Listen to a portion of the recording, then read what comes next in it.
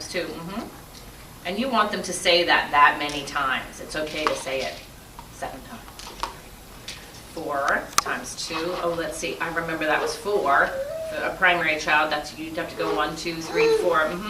5, 6, 7, 8. Let's write that right here. This is 8. And so on. They would work all the way across and all the way through their paper, and then all the way through all the papers, right? They could make a book of all the multiplication tables. So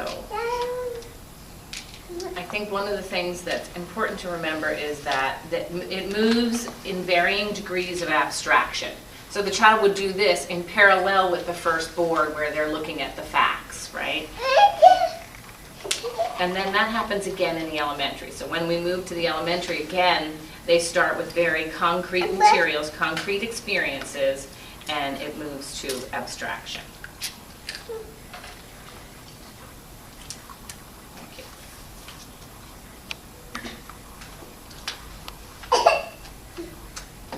So one of the things I did want to talk about really quickly was how you could bring math into the child's life in your daily life, and how important the discussion of that is, the word problems, and as you go through life bringing that up. So yours are quite young, Abby's a little older, would be, maybe you'd be starting with the silverware, everybody's going to get 2 pieces of silverware, and there are 3 of us, can you find out how many there are all together, right? So everything has a mathematical kind of viewfinder on it. It could be at the gas station, you know, pointing out how they're measuring the gas and how did they do that, and wow, that's a different measurement, that's gallons, because in the elementary we teach different forms of measurement, and so the child has to begin to think more abstractly about it.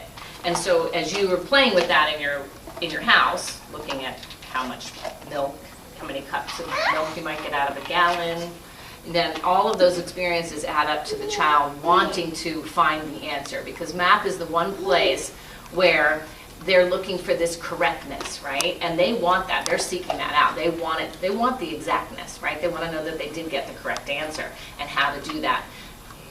You know, when you're writing a piece of paper, you're making a poem. I mean, it's not about being correct, right? But math is very, very specific. So you're really trying to develop that questioning mind, that reasoning mind, the ability to check it. Let's check it. Oh, we don't remember. Well, let's count it again, right? Because it's always right in front of us in the beginning. It's not until much later in the elementary that the answer isn't in front of us in some way with our hands.